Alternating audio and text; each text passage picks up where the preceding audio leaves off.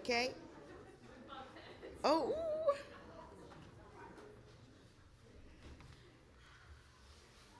Good morning. How is everyone? Good? Okay. I'm glad the almost 300 of you are good and the one of me is still out there somewhere. So I ask you and invite you to take a deep breath with me so that I can come back into the room and be here with you.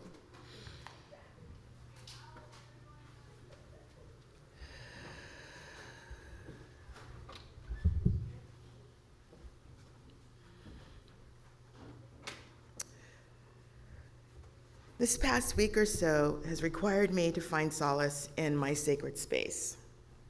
In fact, I've had to tune out the people around me and reconnect to my higher self. And I must admit, I have at times jumped into the fray without centering myself and seeking the wisdom of silence.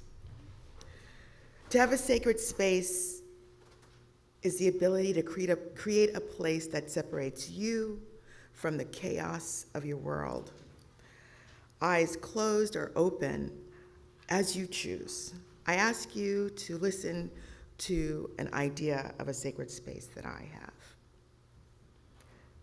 Imagine a softly lit corner with a comfy chair and blanket, a table with your favorite drink, and an inspirational book or salty book, if you like. There is a sign hanging on the wall above the chair that states in pastel blue, capital letters, "This is my happy place, and I am reclaiming my time." Or perhaps you're in a garden with fragrant scents of sweet peas, tuberose, and lavenders faintly swirling around you as you sit in a swing listening to the birds chirp and you're contemplating your day. Or are you a meditator who sits in front of pictures of your understanding of the divine? As you sit here with me, do you see in your mind's eye with these descriptions of sacred spaces? Did you notice the shift in your energy? Did a thought float in and plant itself in your consciousness? In this moment, we are in our personal sacred space, the centering place within that, when needed, we can conjure the serenity to soothe us, center us, and give us inspiration and grace. That is the place where inspiration from our higher selves occurs. The beneficial of the biochemical effects of serotonin return to us to our calmer, more positive state. So today, I call us to worship in this shared sacred space to explore our eternal sacred space.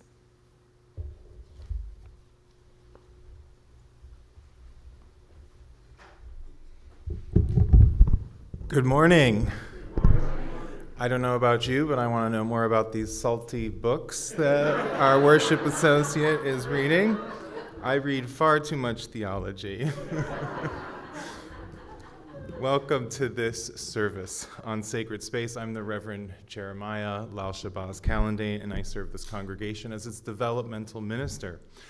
I'm joined this morning by our truly extraordinary worship team, our phenomenal music director, Sonder Choi, our beloved worship associate, JoAn Peters, our church choir, who is with us today, as well as our section leaders, Javon, Chloe, Keon, David, and of course, Ryan. We are so grateful to be worshiping with all of you this morning. If this is your first time joining us, or if you are new to our congregation, we bid you a special welcome too, and hope you'll take the time to explore our beautiful new website and our online news magazine to learn more about the many activities and ways that you can get involved with church. We'll also have a visitors table in the courtyard outside following the service where you can meet with our membership team and learn more about this community. Now we light our flaming chalice with these famed words from the Transcendentalists and one of the founding fathers of American Unitarianism, the Reverend Theodore Parker.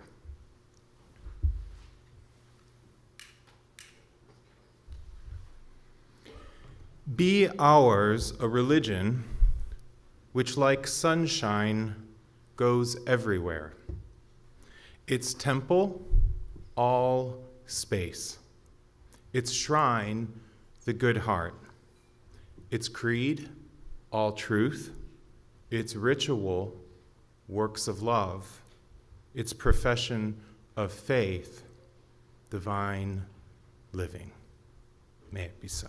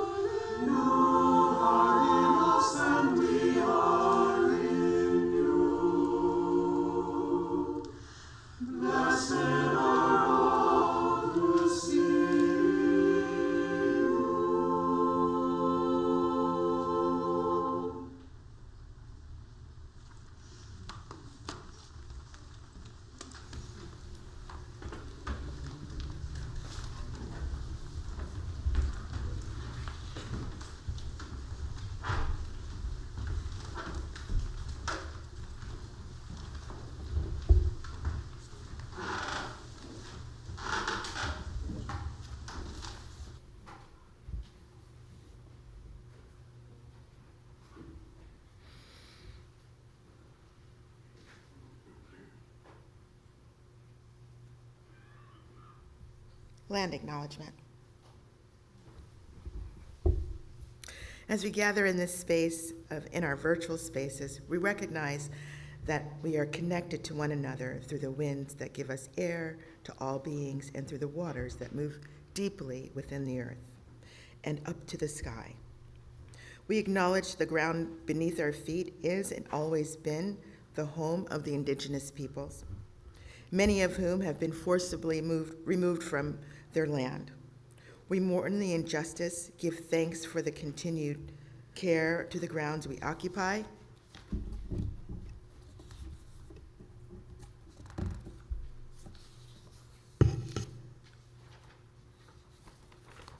So sorry.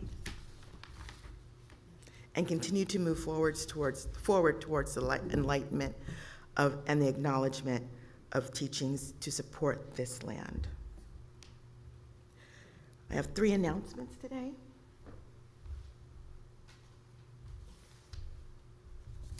The first is a call to join the choir, the UUSM choir. It meets every Thursday night from 7:30 to 9:15 in the church, here in the church sanctuary. Whether you're new to singing or have sung all your life, all are welcome to join. Please email Sonder Choi at music@uusm.org for more information. Lunches for Bunches continues to meet And they will meet outside under the pergola to pack lunches for the patrons of the People's Concern. Also, longtime UU member Joanna Woods Marsden has been in the hospital at Kaiser Permanente, West LA, since Monday with pneumonia and heart issues. She would appreciate cards and emails, but no phone calls or visitors at this time, given her present condition. For more information, please contact Norm Ritchie or at normritchie@gmail.com. And opening hymn.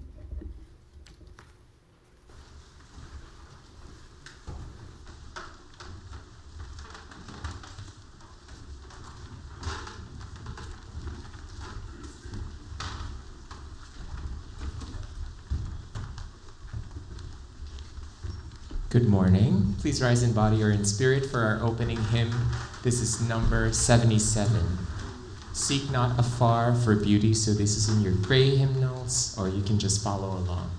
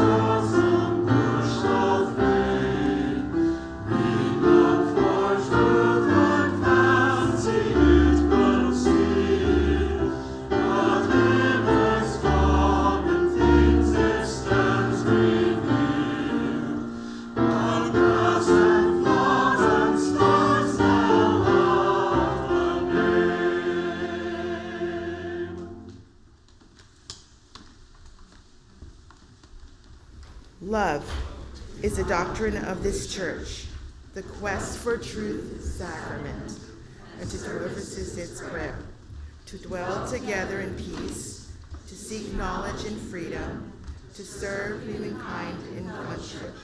Thus do we covenant with each other. El amor a las semejanzas, buscar la verdad en su sacramento, y al servicio de la salvación, vivir juntos en paz, buscar el conocimiento en la libertad, servir a la humanidad en comunión, así es como unos a otros.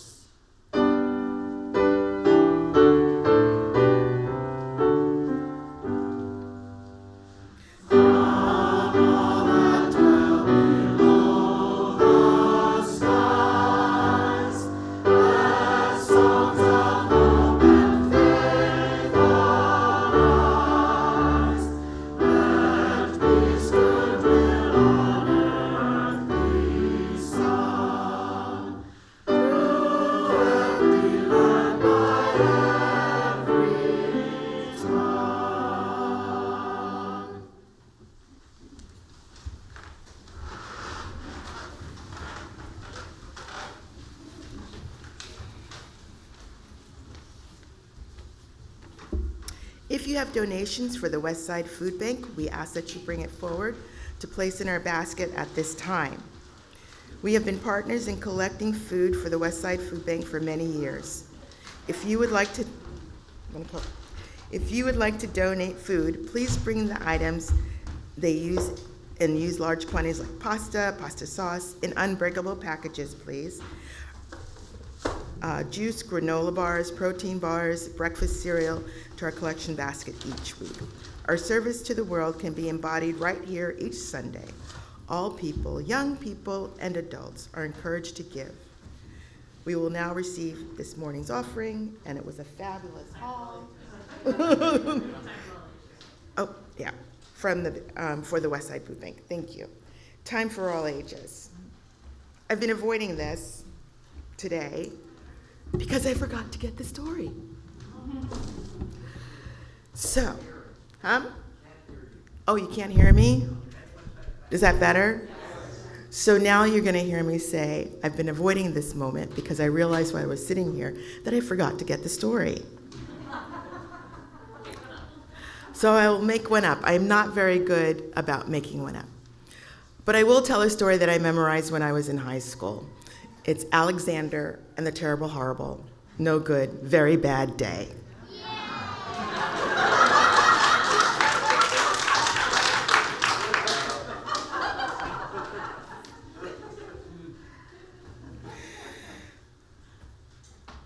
This morning, I woke up with gum in my hair. I knew it was going to be an absolutely terrible, horrible, no good, very bad day. And then I went to have cereal with breakfast with my brothers. And Pete got a brand new airplane spy watch. And Bobby got a brand new spy decoder ring in his cereal box. And all I got was cereal. It was gonna be an absolutely terrible, horrible, no good, very bad day. And when I went to school, Mrs. Parsons said that we were going to do coloring with purple pencils and orange pencils. And every time I tried to color with a purple pencil, the nib broke off. And no one would share their purple pencil with me. It was an absolutely terrible, horrible, no good, very bad day. And I was about to cry. But Mrs. Parsons pulled me aside. And she said, Alexander, or Alexandra, or JoAn, would you like to come and sit in the quiet place where you can imagine a different day for yourself, where you can imagine a place where people share, where your wishes come true, and a time when you can say, it's okay. And I said no. Because this is a horrible, no good, very bad day. So I went to lunch, and I was expecting my peanut butter and jelly sandwich, and my mother gave me a cucumber sandwich. It was a horrible, no good, very bad day. So I went outside, and there was an empty swing, and I sat on the swing. And I looked up and saw a balloon floating by, and I wondered who had lost their balloon. They were having a terrible, horrible, no good, very bad day. And then I saw a bird fly into a nest, and I heard the little birds chirping. And they were happy because the mom had brought them food.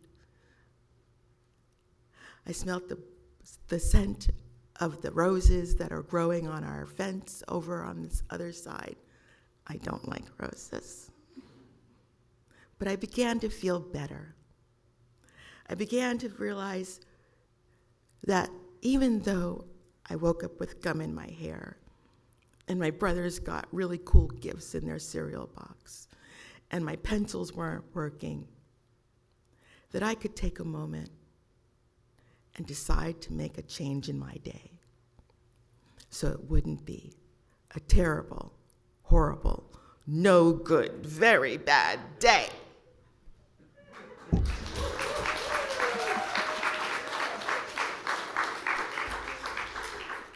Now, songs for blessings.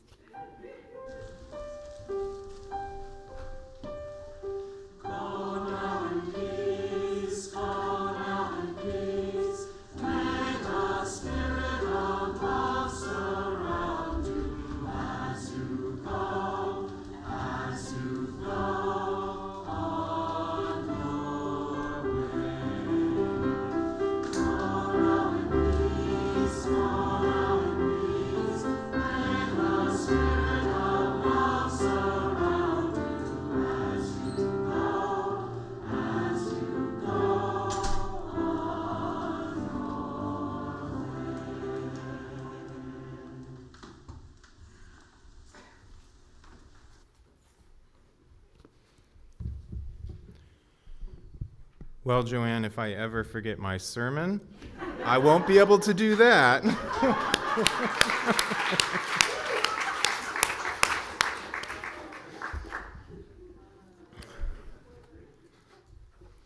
We consecrate this time together each week with spiritual practices, mindfulness, centering, prayer, meditation, all those things that help us to live life more deeply and to expand the reaches of our hearts more broadly and to dwell ever more presently to a peace that surpasses all understanding.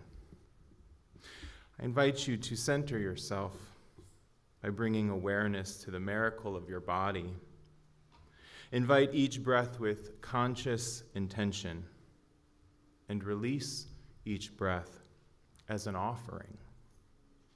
Each breath you take in centers you in serene awareness, and each exhalation is another affirmation of life. Another day is before us, and we are grateful.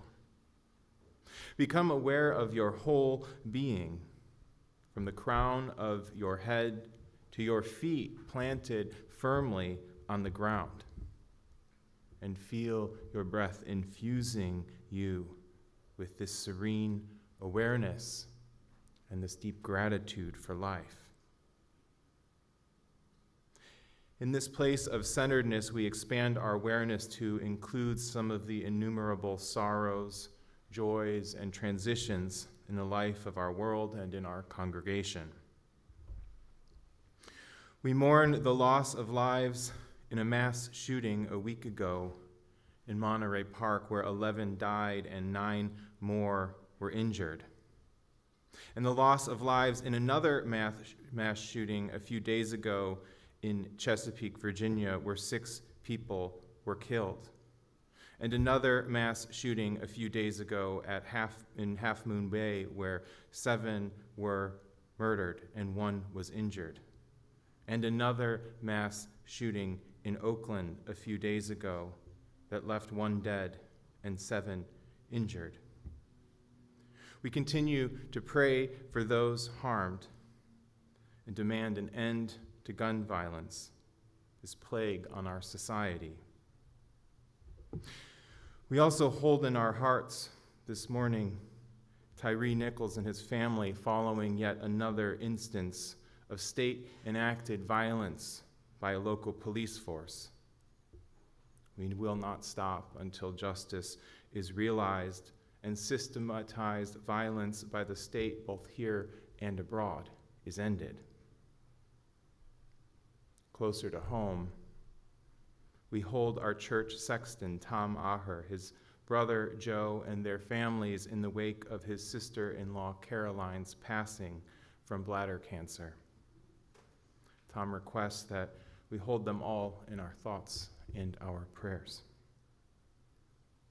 And we continue to hold in our hearts our dear friends Helen Brown, who lived to the ripe old age of 101, and Susan March, who we knew from her activity in our book group and her longtime membership with us. In the light of beloved community, walk with us and guide us, ancestors. Let us offer this prayer for hard times by my dear colleague, the Reverend Christian Smith. I invite you to join me in the spirit of prayer and meditation. Great Spirit of life and love, be with us in this time as people suffer, as parents grieve, as violence rages. Be with us who feel the pain of loss, who feel anger at injustice. Be with the oppressed and change the hearts of the oppressors. For we know that both are joined in their humanity, no matter how often we forget it. Help us to remember the hope we had, the hope we have, and the hope we will have. Help us to remember the joy in the midst of sadness, success in the midst of challenge, and good things in the midst of the bad. Help us to be better people, to work for better things, and to create a better world. Amen. Let us hold silence together and offer whatever may be stirring in our hearts this morning.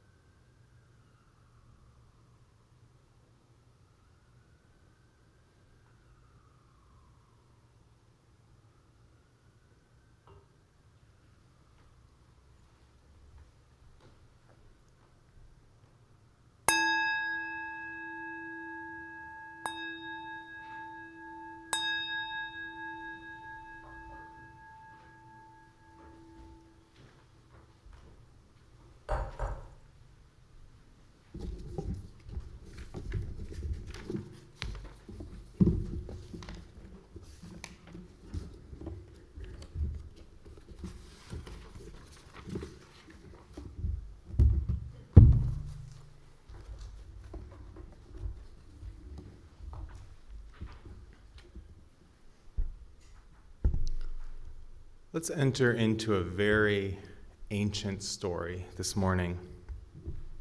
Imagine that it's over 3,000 years ago, and you're a shepherd journeying deep into the wilderness, far beyond your hometown, in search of fresh water and green pastures for your flock.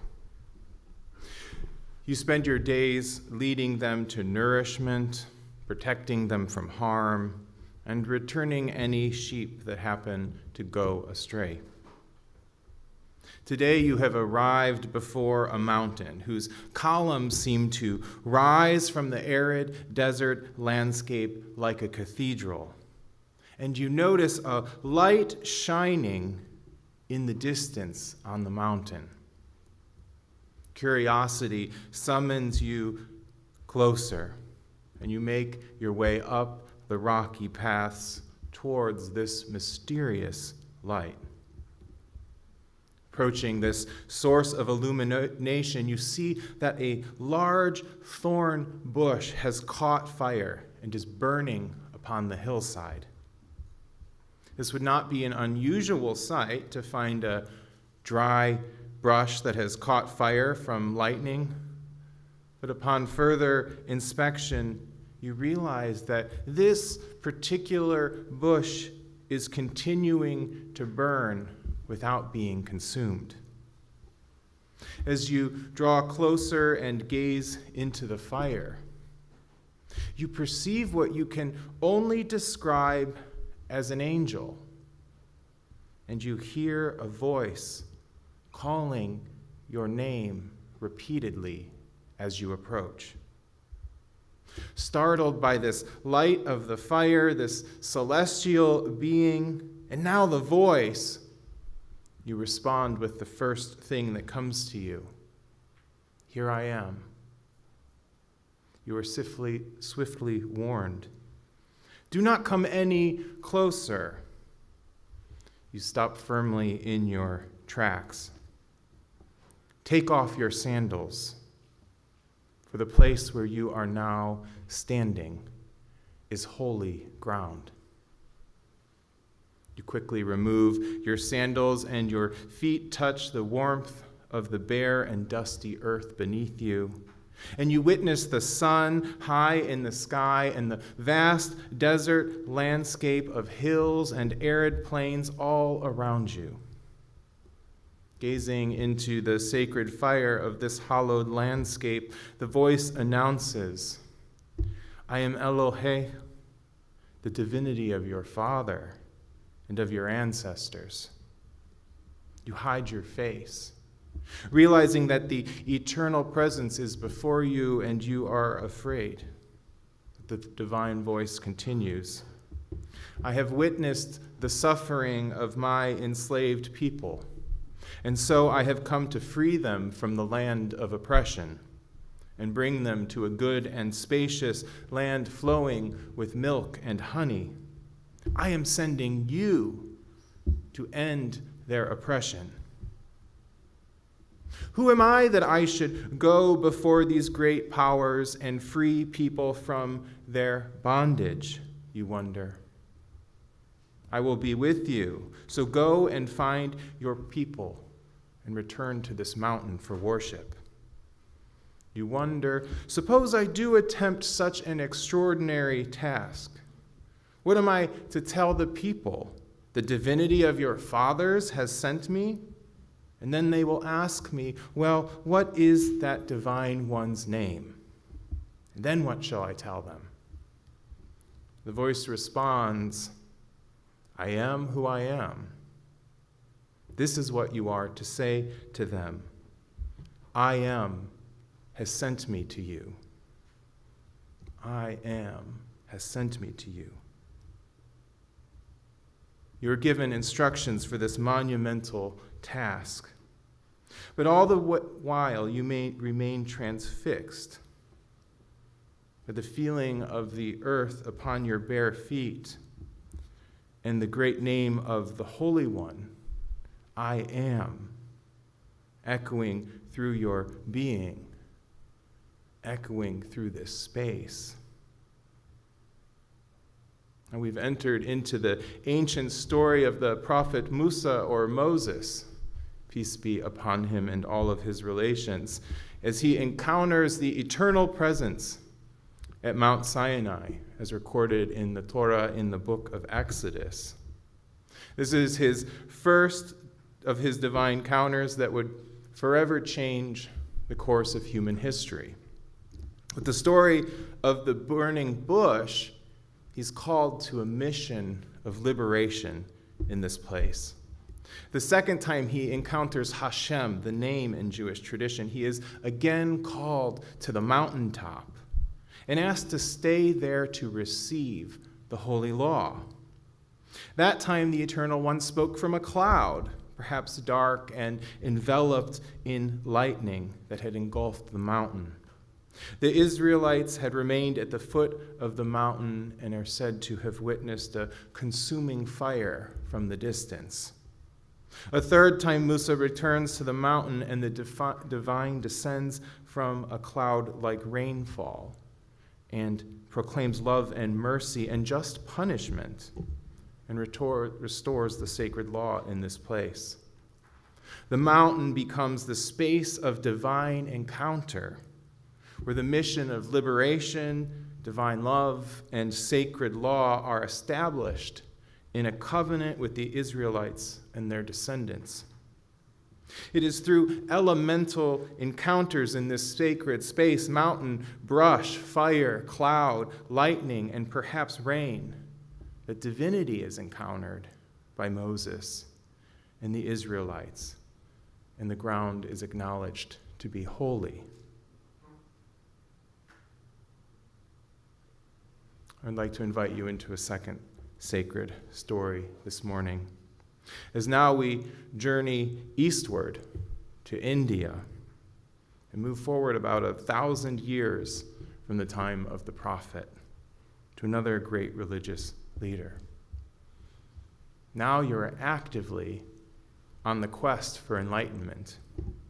You've grown tired of the long and complex rituals of worship of your community, and you want to penetrate into the center of being to discover truth. You know that holy people live in the forest and engage in disciplines of self-denial and self-mortification, starving themselves and living removed from the rest of society, so you begin to follow in their footsteps, to live as one who has completely renounced the world and denied the self. For many years, you attempt every discipline of the holy people, but you find yourself only weak and tired and no closer to the truth than those who performed the empty rituals in the religion of your upbringing.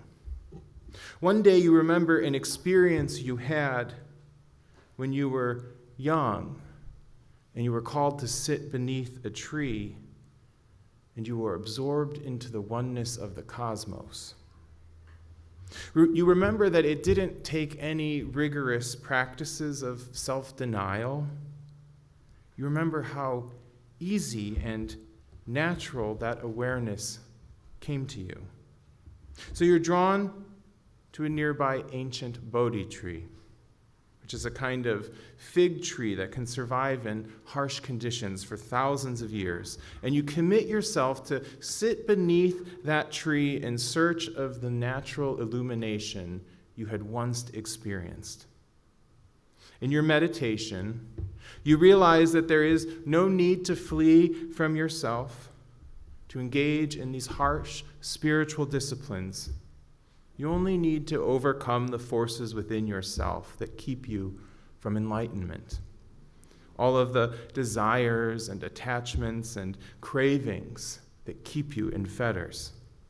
The tree provides its shade and nourishment while you remain in your meditative repose for days. As you dive deep between these inner spiritual strictures, you begin to perceive past lives, the whole history of time, all of the causes and effects propelling reality. And you remember that your fundamental nature is beyond all of these. You proclaim, "O house builder, you are seen. You shall build no house for me again. All your rafters are broken. Your roof is destroyed. My mind has reached the unformed. The end of craving has been attained." You open your eyes and you touch the ground beneath you. And you thank the tree for calling you and protecting you on this journey to enlightenment.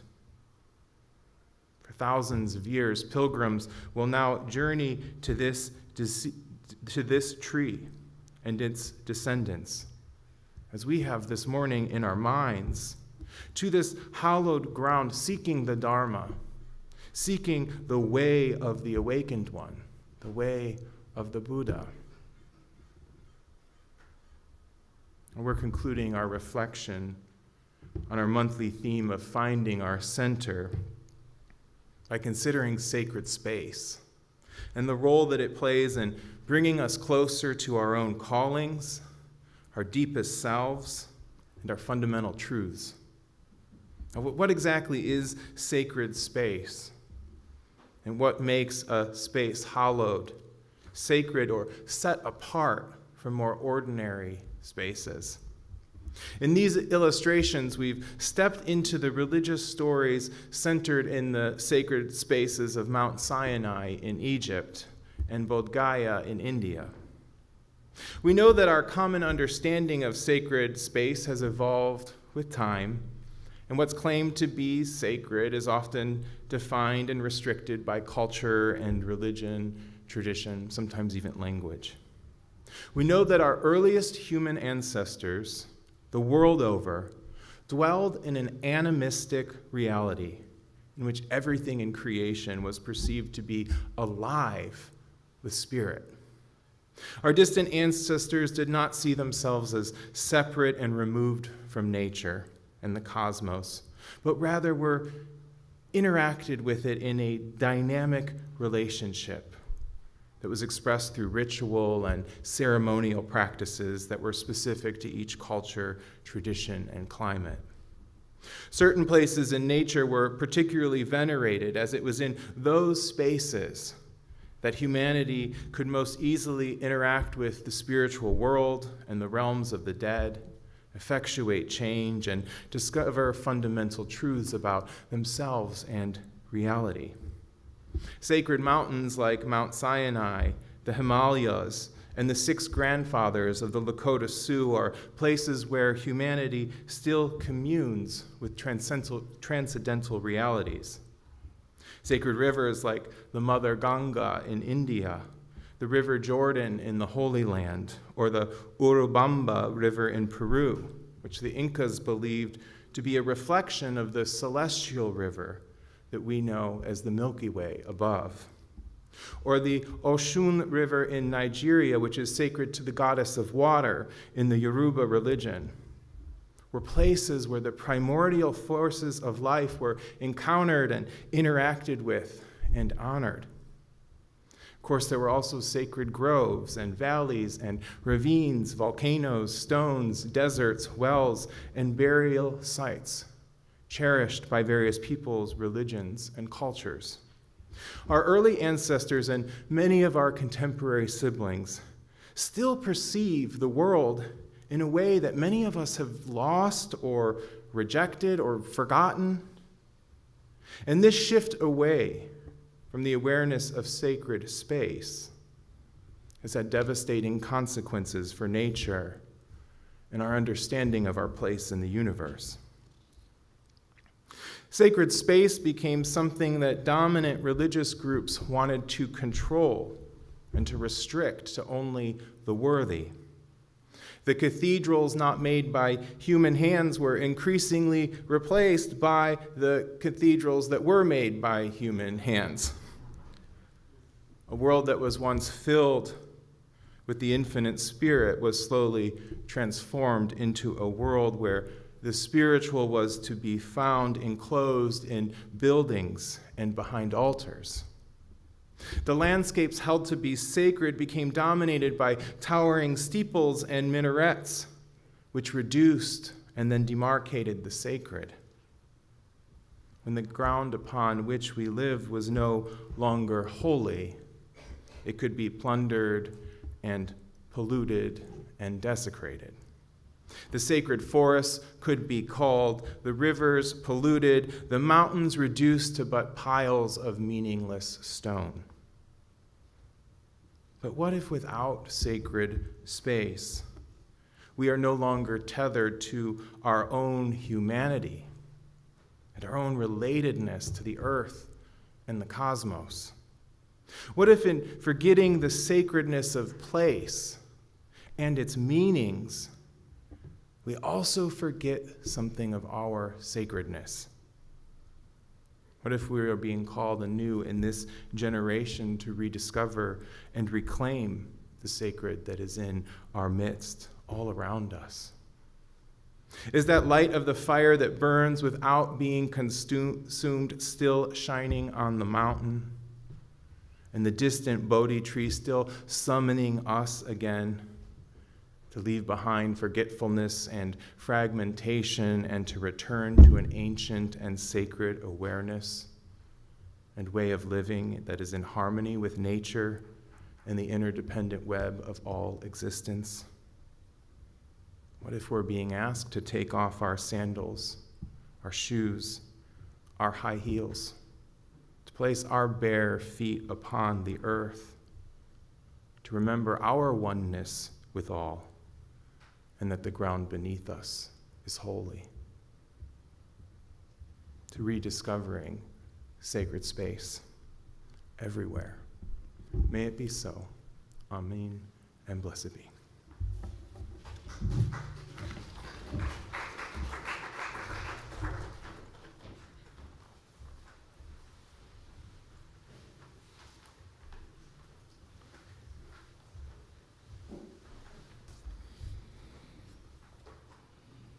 I'm so lucky. You guys are here every day, every Sunday. I get to see new faces, I get welcomed, and I get remembered, and I get to remember you and have a deeper relationship. One of the reasons why we can do that is because of our offerings and our collections. If I hadn't found you and these priceless friendships that I have created, that we have created, Mike, I'm sorry. If I hadn't found you, I would not have made these priceless friendships, or we would not have made these priceless friendships that I have come to appreciate and value. So thank you for that generosity. Thank you for your spirit of time. Thank you for your financial commitment to keep this congregation going and in the community.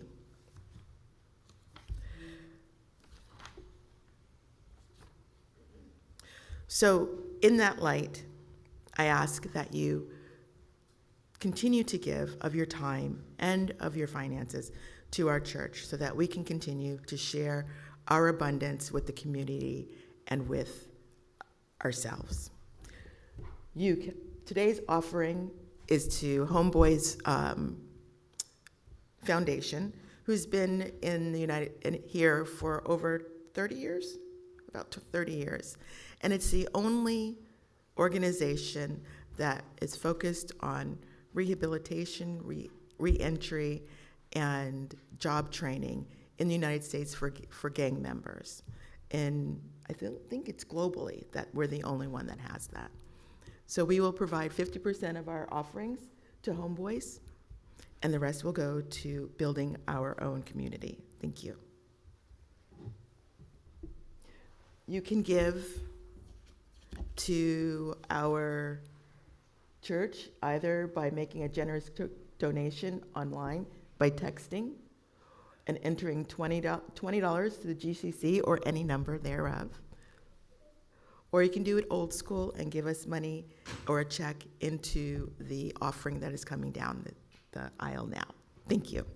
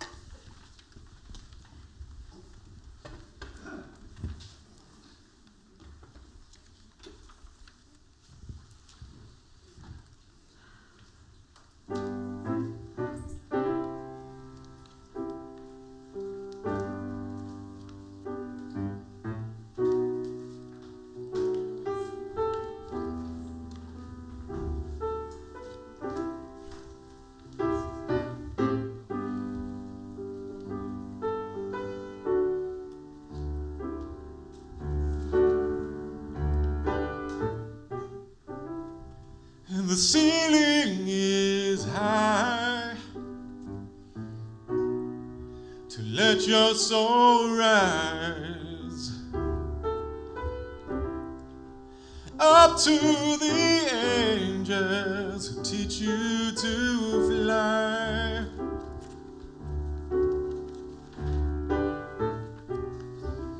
And when you're weary of clouds, it helps you back down and welcomes you home to this hallowed ground. It's gilded in gold, gilded in rust, heaven below, heaven above, the heaven we know, here in this world, here in our holy church of the earth. Church of the earth. And the windows are wide,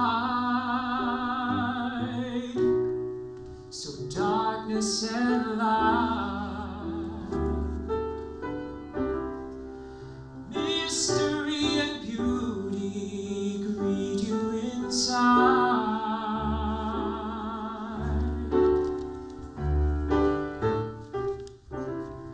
And there's room enough to hold all of us together in friendship, together in love.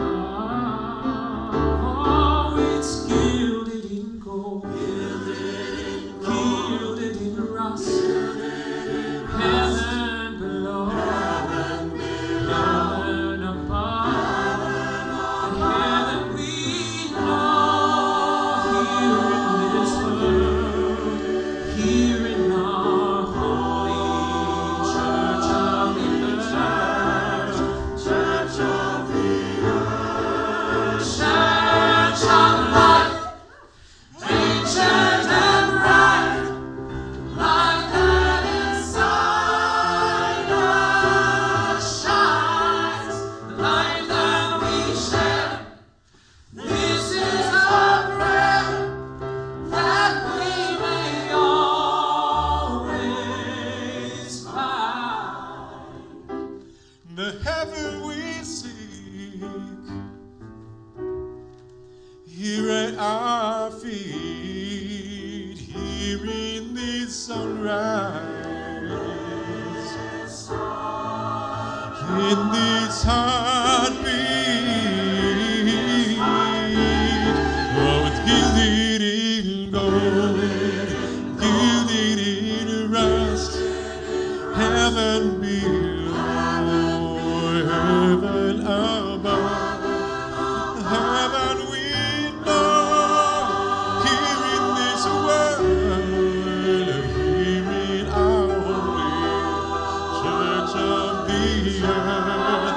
it's gilded in gold, gilded in rust, heaven below, heaven above, heaven we know, here in this world, here in our holy church of the earth.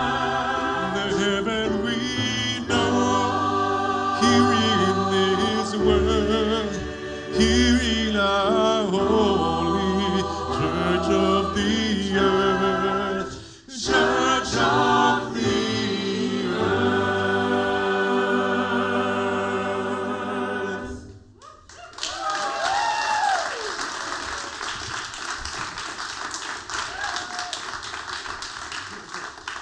Please rise in body or in spirit for our closing hymn. This is 10:08, When Our Heart is in a Holy Place.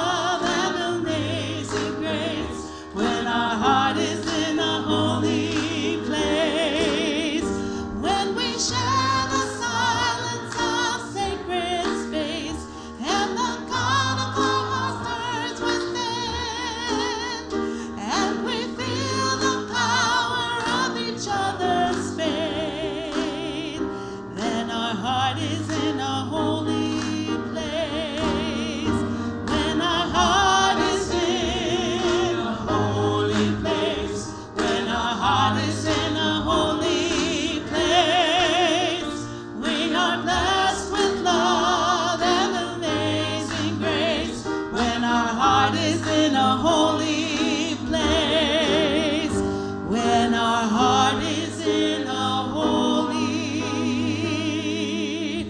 place.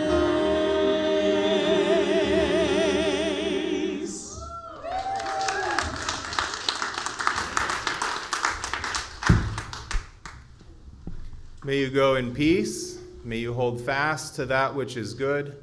May you return to no person evil for evil, but strengthen the faint of heart, support the weak, help the afflicted, honor all beings. May you go forth into this day and be blessed, and may you be that blessing. Amen.